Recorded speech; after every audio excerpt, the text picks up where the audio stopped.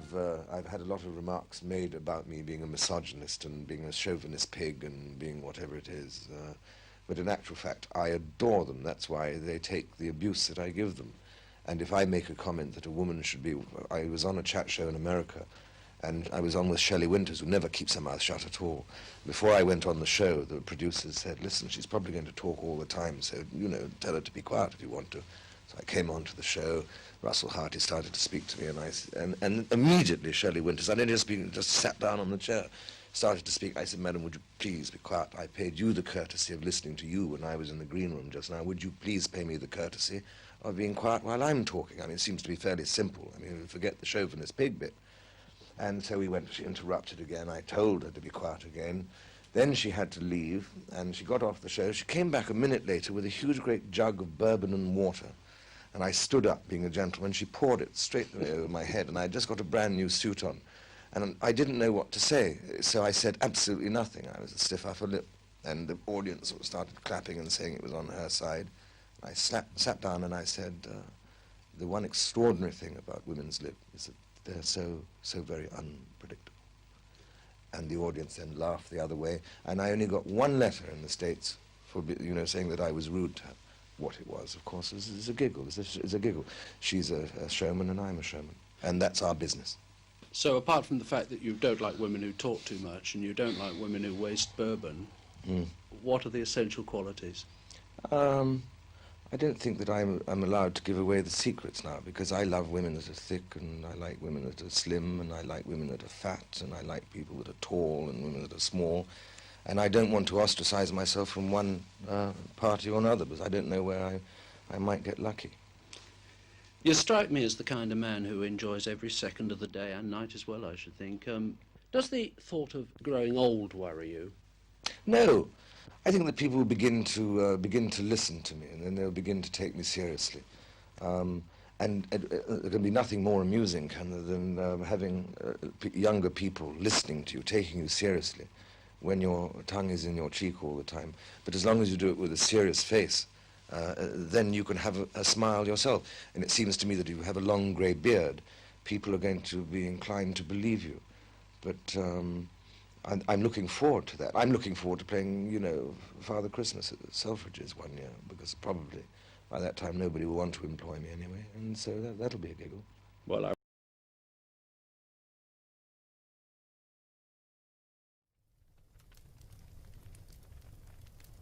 That was Oliver Reed there, and I think that's going to be something that we're going to be doing on the podcast going forward. Welcome to the Northerners Rant Fireside podcast. So, that was Oliver Reed, being an alpha, as he always is, and out-alphaing everyone in any room he was in ever, including Russell Crowe. Russell Crowe has tremendous stories about Oliver Reed when he was on the set of Gladiator, his last movie.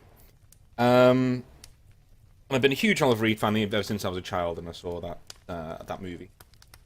And I think the one thing I want to take about that I want to take from that interview that he gave is that when he says there, basically, I'm not a misogynist. I hate everyone equally. You all irritate me equally. And I think there are a lot of people in the world right now who feel the same way, including myself. Like, I definitely feel exactly the same way when I'm walking down the street, and you're getting somebody cuts you off on the road, or you're getting looked at because you're not wearing a mask as you're walking down the street, or you're just absolute madness. What's going on in the world? It really is annoying. And what I want you all to do, if you are listening to this, or a fan of the channel, a patron, is keep your head up. Keep your head up and keep going. Things are going to get better. I've got a weird spidey sense when it comes to vibes that are going on in the world. I've had a really bad one all year, but right now, feeling good about the future. I'm still in the UK. Nothing's changed that much. Still working hard to get to America. Still teaching. Did an amazing lesson this week on Hastings, which I really loved giving because I've got a green screen now. and we were on the camera, and I was making troops go across the green screen. It was fucking amazing. And so when I get my new PC, I'm definitely going to use Total War to, like, really have some eye candy going on behind me as I'm giving lessons. That'd be really cool. So I think it's all about living in your own headspace at the moment, and that's just what I wanted to do the first 10 minutes of the podcast on. Is just basically just living in your own headspace, because a lot of people are doing that these days. Because they're at home, they're not doing too much. Everyone's living in their own heads. Just realise that me and you may differ on many things, on many different pieces of politics, the human experience. But at the end of the day, thank you for listening to this. And at the end of the day, you just got to believe in you. Believe in you. Believe in whatever you have to say. And because I want to hear it, even if you don't agree with me, I want to hear it. And I think when I'm in a mood like this, I stop casting blame around. Right, left, center. I stop looking at it like that. I'll look at it as there are people on either side, right and left, who do not want to listen. They do not want to have a discussion. And then do not get me wrong. I think in modern times, at least from 2010, the left have been a lot more reticent to not have any sort of discussion whatsoever with anyone or anything, unless you toe the party line, which I think is deplorable. Especially in universities. I think that's the one that really brings a tear to the old eye if you're an intellectual or a faux intellectual, fake intellectual like I am. When in universities you're having societies that literally aren't allowed to have a voice, aren't allowed to have an opinion. You're not allowed to have a dissenting voice. You're not allowed to say, well, hang on a second. I frequent the Bill Burr podcast as a man of culture, and I listened the other night to a man who had literally been broken up with by his partner of many years over the George Floyd riots, Black Lives Matter riots, and I'm not kidding. In that, a lot of looting was going on. A lot of things were being broken, whether they were protesters or not. That's not what I'm here to debate. A lot of looting was going on. A lot of shops were being burned down. That had nothing to do with anything. And one of them was his uncle's shop, who is now homeless basically and living with his dad because his shop was burned down. And so he literally went online and said, "Hey, can we do this peaceably? Why, people are losing their livelihoods." And his girlfriend went on a massive rant with him saying, "You're not supporting the cause, this and that and the other," and she broke up with him. And I literally, all I can say to that person is that you dodged an absolute bullet, because people like that do not want to talk. They want to be right, and if they're not right, it is only going to get worse. It is only going to get worse. One of the things I found really difficult about my current relationship, and I'm engaged to, and I'm going to be marrying an amazing woman who's far more intelligent than I am in many things.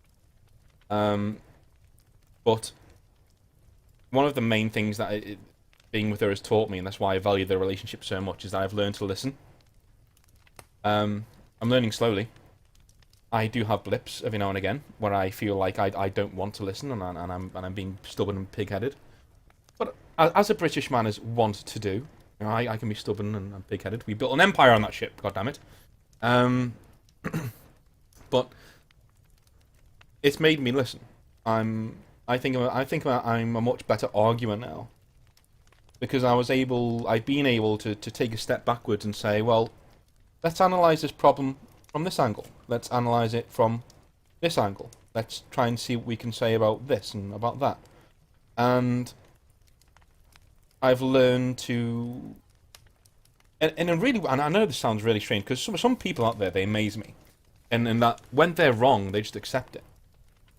They don't try and disprove what seems eminently logical. They don't try to lie logic. And what I mean by that is, if there's always that sinking feeling in an argument where you know you're wrong, and you found out you're wrong in the argument, and you've been arguing the point so vehemently, you've been arguing the point, and you realise you're wrong. And a lot of people out there, including myself, would just carry on regardless. Hardest thing in the world to admit that you're wrong. Take a step back and say, yeah, maybe I got this wrong. But you know what? People who you're talking to, you're going to win a lot of friends, and you will win a lot of people over to your side by doing that.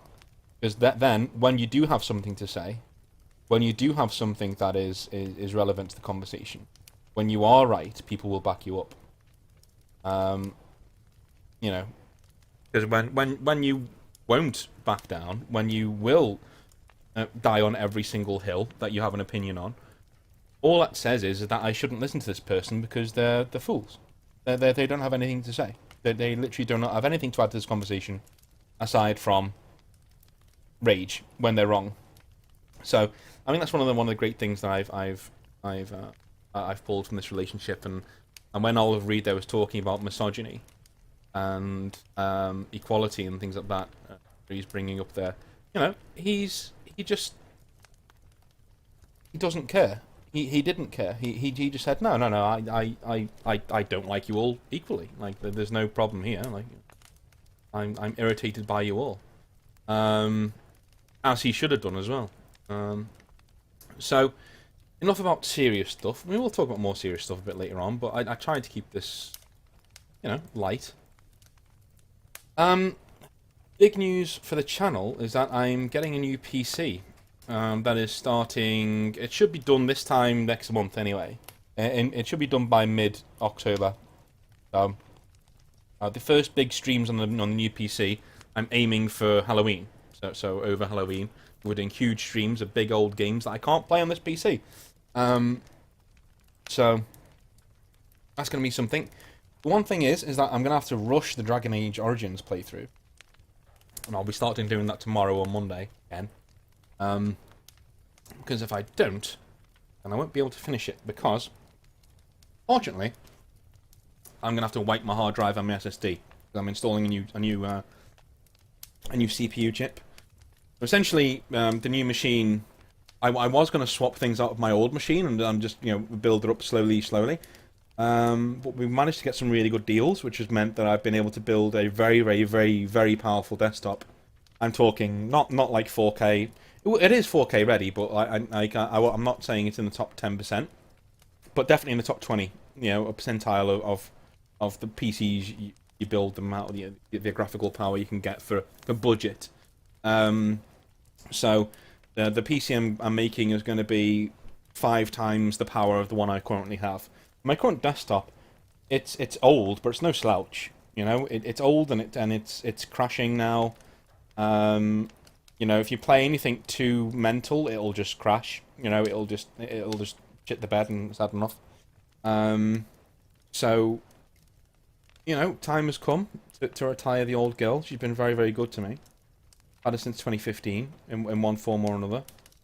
So now is the time before I move to America to get it done, because I know my darling wife. I know that if I go over there and my PC is not done, it will not get done, because we will have other things to spend our money on, which is true. She's right.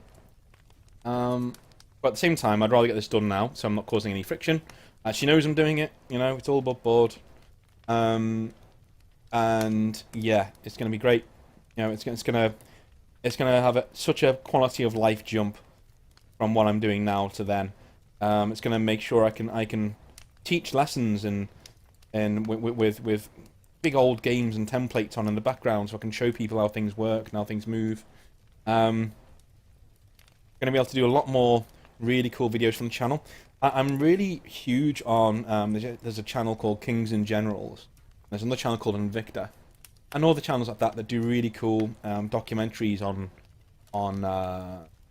battles and wars and of the ancient past, and they use Total War and things like that to show different battles. I'm not going to do that. But what I will do is I will definitely do history streams where we just chill out and I literally just give a lesson on the Seleucid Empire, for example, or Ptolemaic Egypt, or the 100 Years' War, or and I can go through instead of doing a playthrough of Total War like I used to do, and then doing a lesson on top of that, lesson in inverted commas because I'm playing the game mainly. I'll do it the other way around. So I'll give the lesson first. I'll even give you reading if you wanted to go and read further into things. I'll give the lesson free, and then we'll wind it back and do some Total War to have some fun. What I would also love to do, before even getting to any role playing stuff, that's going to open up for us. And what I would love to do is get people involved in strategy games. Classics like Dawn of War and the older Total Wars, and just have like tournaments and stuff and leagues set up. And if we can play some Blood Bowl, that'd be great. If anyone's got Blood Bowl, that'd be fantastic. So, in terms of role playing, so let's move on. So role playing, things are still going pretty well with the settings. Band of Blades is nearly done, almost done. I need to playtest it a little bit, just to make sure that the campaign works properly. And if that is the case, then I will get things sorted out and get them all on there for that'll be fantastic. Well, that's pretty much it on the old role playing stuff. Oh, also, I realised I wanted to live stream at this time. I wanted to live stream mainly because I just wanted to have a live session here so we can actually speak to each other and get on there. Let me just pull the chat up a minute if anyone's talking to. I know chat description doesn't change sometimes, which is really annoying. And I bet a lot of you were really weirded out when you started the video and it was all. Let me just change the 1 sec. Just change things across. Now we'll get to the chat in a minute. Make sure that okay.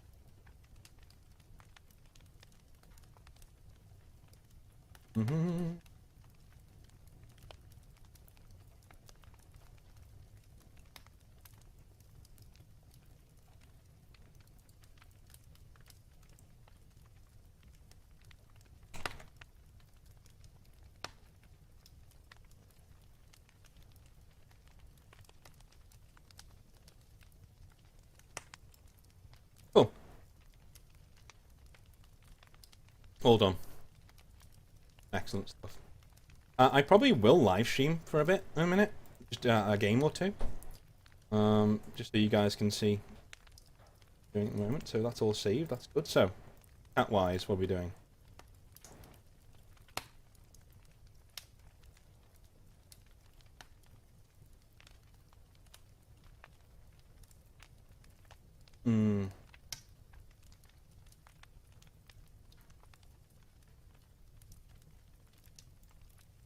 In terms of separate hard drive and the archive, yeah. I mean, I can also, I could do that, but do you know what? I'm gonna be honest with you, dude. I can't be bothered.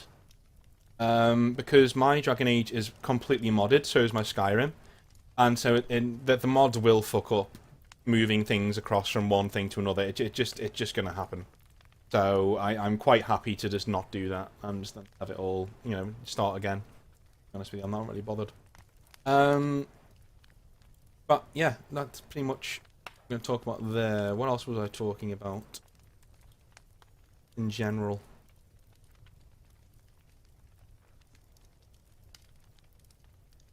Oh yeah, Bethesda were just bought by Microsoft. Now, I have had this in the streams where people have been asking, what do you think? Number one, I don't know why you care what I think, because I'm an idiot, and I'm completely own up to that. But I actually think it'll be pretty good news. If there's one developer that needed a kick up the arse, it really is. It really is Bethesda. To be honest with you. Hi, Dante Stacey. How are you doing? Yeah, it really is Bethesda because Bethesda's games have been appreciating in value for a long, long time. I remember vividly playing Fallout 3, being very, very impressed, very, very happy with it. I remember going into Fallout New Vegas, which was not a Bethesda title, but still licensed from them, and being blown away and not able to put that game down. And I just, in all honesty, looking at where they went from there, you have Skyrim, which was such a big success, and I actually think that was sort of a lead weight around Bethesda's collar, and that they were always chasing that mighty dollar. And you could see where their mindset was going when they started trying to monetize mods on Skyrim, which was never going to work and was always going to be a PR disaster, because mods should always be free because it's our work, not yours. So you're providing the backbone, sure, but we've already paid you for that, so go fuck yourself.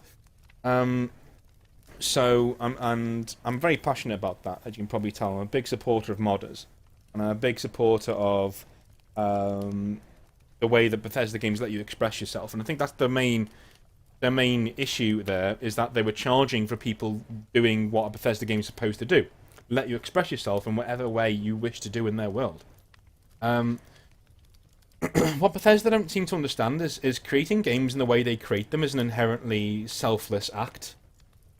It's kind of like being a dungeon master and creating a world from scratch and then just letting your players do whatever the fuck they want. Right? I don't do that.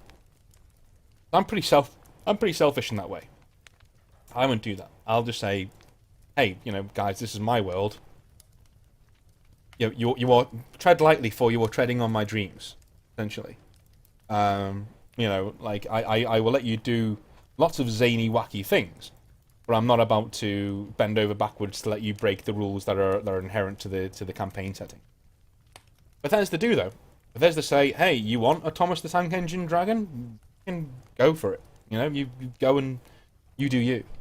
And that's one of the things that they need to be celebrated for. Now, them leaning on the mod community to fix their shit is not cool. And I think you have the laziness and the attitude of Bethesda and how endemic laziness and money grabbing is in one instance, and that's when Fallout 76 came out, and the game itself had bugs because I can go figure, it's a Bethesda game. But 1 second. I need to cough there. But Fallout 76 was built on Fallout 4's engine, okay? And Fallout 4 had a lot of bugs that were fixed by modders. They were fixed in the weeks and months after the game came out by modders, by unofficial patches that basically fixed a lot of stuff that was going wrong in the game. A lot of those bugs, including one main bug where if you put on power armor and you get out of the power armor, your body is extended like a huge, Michelin man, but really skinny. That was in Fallout 4, and it was patched out by modders. Fallout 76 came out years later. I'm talking 2018. So 3 years later, over 3 years later, just over. And that bug was still in the game. So Bethesda hadn't even bothered to patch this thing that the modding community had patched days after Fallout 4 had come out. They haven't even bothered to go back and look at the mods and see, hey, did they actually fix anything? What were the most downloaded? If you want to make the best Bethesda game possible, okay, take Fallout New Vegas. Again, not a Bethesda game, but hear me out. Take New Vegas, or a game that's made like New Vegas. Look on the Nexus mods. Press the most endorsed button, so it sorts all of the mods on the site from the most endorsed, and put all of those into your game and give it a graphics overhaul. Done. It's that simple. It really is that simple. And you know, you can have a go at modders all you want, saying that they just do titty mods, they do like anime slut mods, they do this, they do that. Let me just have a little look here. One sec. There. That over there. Right, I'm gonna put you on my desktop. Being nice.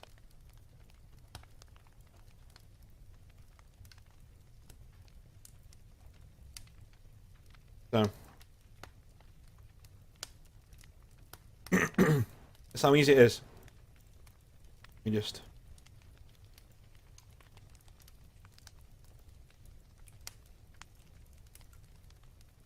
let me just whack this on the desktop here. Monitor capture. Boom. Right. So, as you can see, we are currently looking at the Nexus mod page. Yep.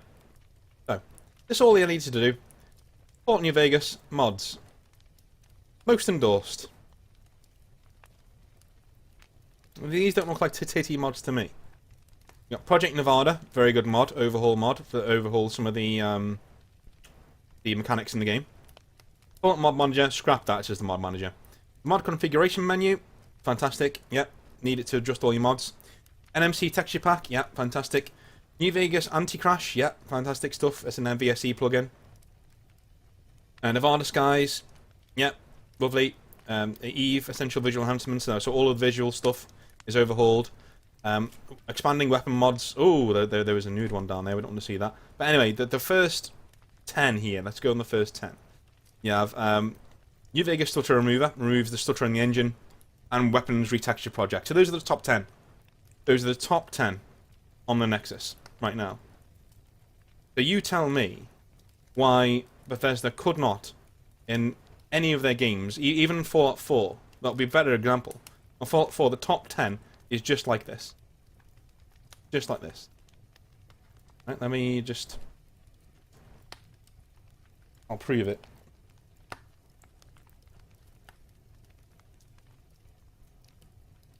Fallout 4 Nexus. Cool. Here we go again. So Fallout 4 Nexus. Fallout 4 mods, most endorsed. Right. It's got beautiful bodies enhancer there. Basically just for better bodies. Armor keywords, expands all the ammo, things like that. Armor smith extended, huge loads of armors. Dialogue fixes, better dialogue. Body sliders. You've got True Storms, which is amazing. The unofficial Fallout 4 patch, which is what fixed a lot of the issues that are in Fallout 76. Homemaker, which basically makes the building much better in the game. Lowered weapons, so the weapons are always in your face. Improved map of visible roads. Again, self-explanatory. Better hairstyles, better enhanced blood textures. Vivid Fallout, making the landscapes look a lot better. New dialogue, giving you options in the dialogue system that weren't there on launch that should have been. The Eyes of Beauty Fallout, just better eyes. Darker Nights, yeah, because lights in Fallout have always been stupidly light when Bethesda have been doing it. Better settlers, meaning your settlers can do much more. Looks menu, meaning you can change the look of your character much more. Place everywhere, which means you can place anything anywhere when you're building stuff. And legendary modification, making sure that you can modify your weapons and armor much more than you can in the vanilla game. Why? Why could that not have been a thing? Why could that not have been a thing? You should just go and say, do you know what? Yeah, actually, modders know what they're doing. Let's go and do this stuff. Let's go and put it on. Like, modders know exactly what they're doing. It just beggars belief. And I think that's why Microsoft taking over Bethesda might be the best thing to happen to Bethesda forever, in all honesty. I honestly cannot see a downside here. Maybe the downside being that, I don't know, I can't see one. It can't get any worse. It cannot get any worse.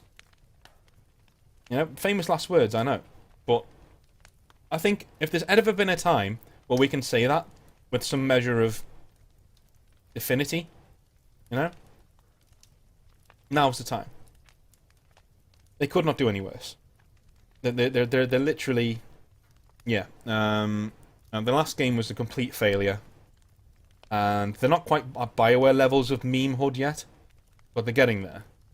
I'll get to those jokers in a minute. In fact, let's do it now. I'm in the mood. So BioWare have done nothing this week. They haven't really done anything, as they do in most weeks. But I want to bring up a tweet sent by BioWare's lead writer tweet. BioWare Dragon Age, isn't it? There was a tweet by the Dragon Age lead writer. It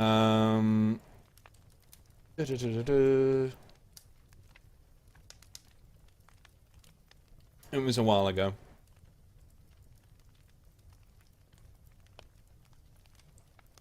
Yeah. So, a guy called John Epler. I'm reading this verbatim for you. Yeah. Right. So, this is John Epler on December the 7th, 2018. Just after the trailer for the first trailer of Dragon Age 4 dropped. So, a few folks telling me after seeing my Twitter profile not to bring my politics into the game. Dragon Age has always been about belonging, about realizing that family's more than blood, and about celebrating our diversity and differences. It will remain so. One, that's wrong, but I'll get to that in a minute. Dragon Age is about hope, about how love and friendship are forces for good, and how, in the end, what we have is each other. This is the lead writer, by the way, guys. It's the lead writer of Dragon Age. Ultimately, though, all art is politics. I disagree. It's just a hell of a lot easier to ignore it when those politics match up with yours. I wear my heart and beliefs on my sleeve, and I always will. Warning bells. And we have finite time in this world. I want to spend mine making it better, more caring place.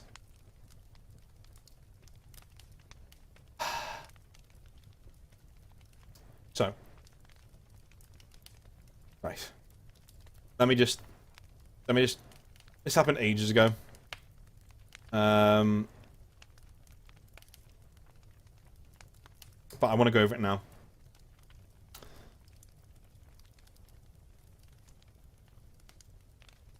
So, Dragon Age has not always been about belonging, and anyone who says that has either not played Dragon Age Origins, or wants to take the series as far away from Dragon Age Origins as they can. And as far as I'm concerned, that's the wrong direction to be taking Dragon Age at all. We should be leaning more into the best game in the series, not taking it away from the best game. Okay? You want to say it's all been about belonging. Okay, well in Dragon Age Origins you can sacrifice a young boy to a demon just so you can have sex with said demon.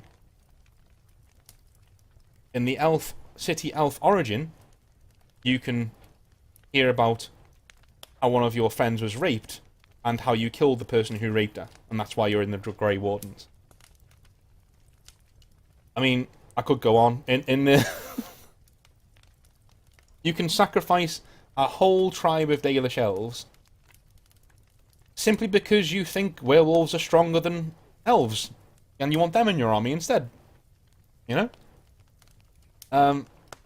You can actually go into an elvish encampment and sleep with one of the elves there to break up a marriage pact that is going on, just for the fuck of it. Just for the hell of it, because it's fun. Right? I'm not saying do that, I'm just saying you can in the game. It's there. If you want to be that douche, you can. Right? And there is one moment in the game that I want to bring up, and that's when you guys, as Grey Wardens, at the very start of the game, you're having an induction into the Grey Wardens, and of course, spoilers. You know, so switch me off if you don't want to have spoilers. But the poison that you're drinking could kill you. The blood that you're drinking could kill you, and it does. It kills one person there. When the other person refuses to go with this, your kindly father figure kills the guy in cold blood. Right? That's Dragon Age. Dragon Age is about holding a lens and or a mirror to reality. Throwing some fantasy on there and saying, I wonder what would happen if. I wonder what would happen if. I wonder what would happen if. All the way through. That's what Dragon Age is. Dragon Age is not about belonging. Dragon Age is about dark fantasy and realism. Dragon Age is not about belonging. Dragon Age is about reality. And finding hope in that reality. So, here's something that I said in the stream the other day. And that is that my favourite race in Dragon Age is the Qunari. Simply because, not because of Dragon Age 2, and not because of Dragon Age Inquisition. Simply because of Sten. He's the only reason the Qunari are my favourite race. And that's because in Dragon Age Origins, when you try to do the lazy BioWare thing, and you go to him and you say, tell me about your culture, tell me about who you are, he refuses. He says, no. No, I'm not summing myself up for you. And eventually he starts cracking as the game goes on, starts telling you more and more about his people, and about him, and about his life. How regimented, and how closed off, and how conservative, and how pulled back, and how state focused it is. Yeah? And how totalitarian it is. And how women are essentially, if you're a woman, you have to have a certain place in society. If you're a man, you have to have this certain place in society. If you're a mage, you don't have a place. You have your mouth sewn shut and your horns cut off because you can't be trusted. This is an alien culture, an absolutely alien culture, and that's okay. And I think the fact that a lot of the things about Sten's Qunari, the fact that a lot of people thought, ooh, that's a bit, I don't really like that. That shows just how far we have come as a society. There is nothing wrong with having far right, having problematic quote-unquote cultures in a fantasy setting at all. Because all you're doing is you're holding a mirror up to these things and saying, what do you think of this? And 99% of people out there will say, that's deplorable. That's deplorable. But I understand how that guy thinks now. And I still don't agree with him. I'm going to try and change that guy's mind. And do you know what? The writing's so good in Dragon Age Origins, you do change Sten's mind.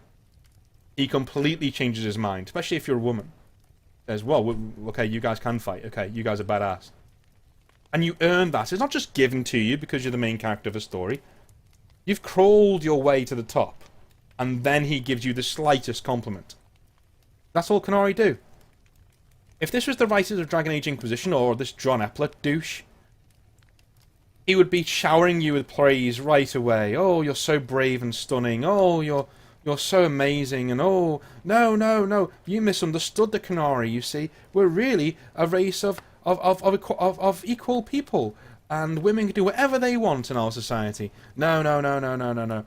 We're definitely not evil, right? Okay? All you're doing is taking the flavour away from your fantasy setting. You're making it more grey, more bland, more stupid. More derivative. That's all you're doing. Dragon Age is not about hope. Dragon Age is about reality. Right? It's about reality.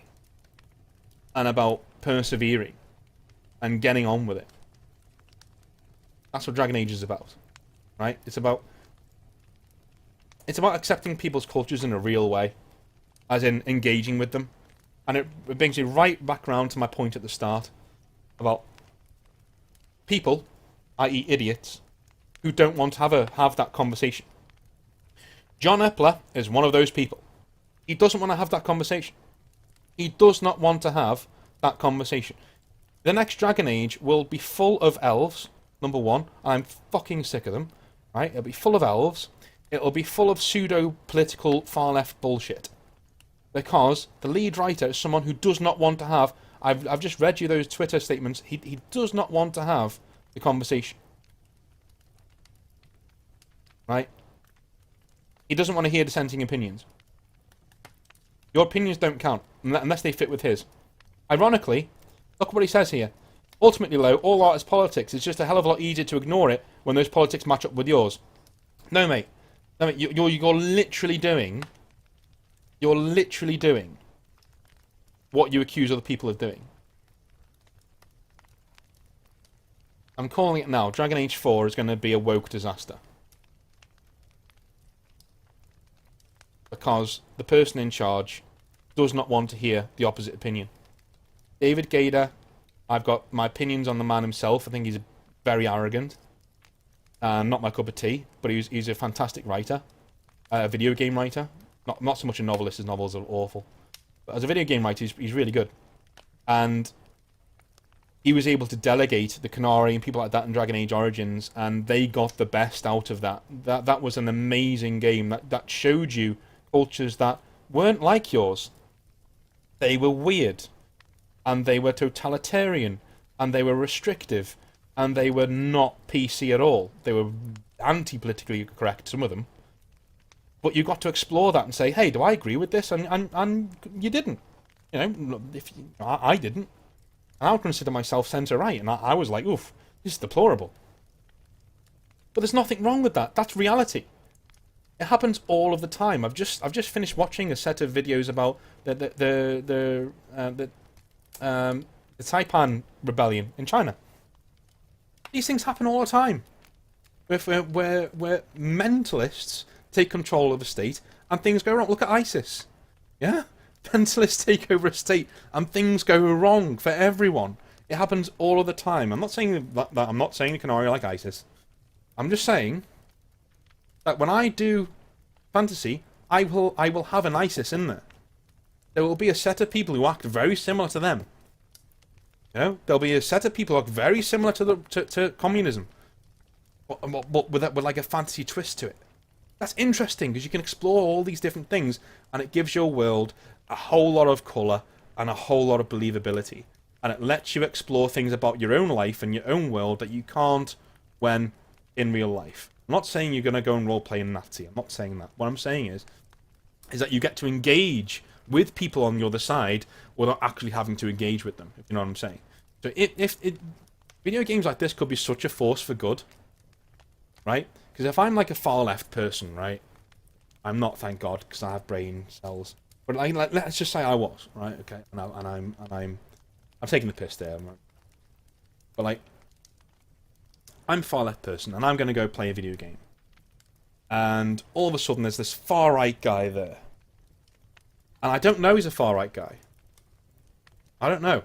I'm just talking to him in my party at the start, and little things start creeping into the conversation where he's far right, but he's still saving my ass in combat. And he's still sticking with me when we're fighting things. And he's still healing me. And we're getting a respect for each other in the field. And we learn to respect our differences. And even joke about them.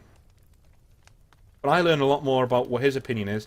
And he learns a lot more about what my opinion is. And to be honest with you, I might drift a little bit towards the right. And he might drift a little bit towards the left. Or he might just stay where we are. It doesn't matter. But if you avoid discourse... If you completely avoid discourse, we're lost. And that is what John Lepler does. He's avoiding discourse. He's not interested in discourse at all. So, I'm afraid, you know, I'm talking about Dragon Age right now because we're doing Dragon Age on the channel. I'm afraid Dragon Age 4, I'm not holding much hope for it at all. I think if Cyberpunk 2077 is not as good as it looks like it's going to be, I may give up on modern gaming altogether, being honest. Well, I'm going with optimism. I'm thinking Avowed is going to be really good by Obsidian, because they do really good shit. They're still doing good shit. And by the way, if you've not played Tyranny by Obsidian, do yourself a favour and go and pick it up and go and give it a go. Absolutely amazing. Go and give it a go. Really cool story. Not one that you hear told in the gaming a lot. Essentially, if you've read the Mistborn trilogy by Brandon Sanderson, it's very much like that. The Dark Lord has won, but you are like the main enforcer of the Dark Lord. It's fantastic. But Avowed takes place in the Pillars of Eternity setting, and it looks decent. You know, didn't get to see much of it. It looks decent. Looking forward to that. Really looking forward to Baldur's Gate. I'm hoping it's not work bullshit. Shouldn't be. I guess made by Larian. When I say work bullshit, I don't mean, by the way, treating everybody equally. People tend to think that whenever you say I don't want work bullshit in my games, they think, oh, so you don't want equality in your games? No, I want equality in my games. That's what I'm saying. I don't want work bullshit in my games. So I want equality. Like, I actually want decent politics in my games. I don't want woke shit in my games. There's a difference, right? And that is hopefully Avowed stays away from that. Hopefully Baldur's Gate, which is released in on the 6th of October, stays away from that. Its early access is released anyway. I'm not sure whether the whole game's going to be released. If it's not, I'll just wait to get it till the whole game's out. I'm still going to play Wasteland 3. I hear that's really good. And, you know, I'm just drifting away from BioWare, guys. I just don't think... I don't think they've got it anymore. And I think they lost it a long time ago. But anyway, that's going to be me for now. That's just... I wanted to do a live one, just to see how it works as a thing, as a podcast thing. But it's always going to be on the channel if you ever want to check it out. Might be on a little bit later on to stream some Dragonage. But we'll see. Well, cheers. Thank you very, very, very much for watching. And I'll speak to you a little later on. See you later. Be safe.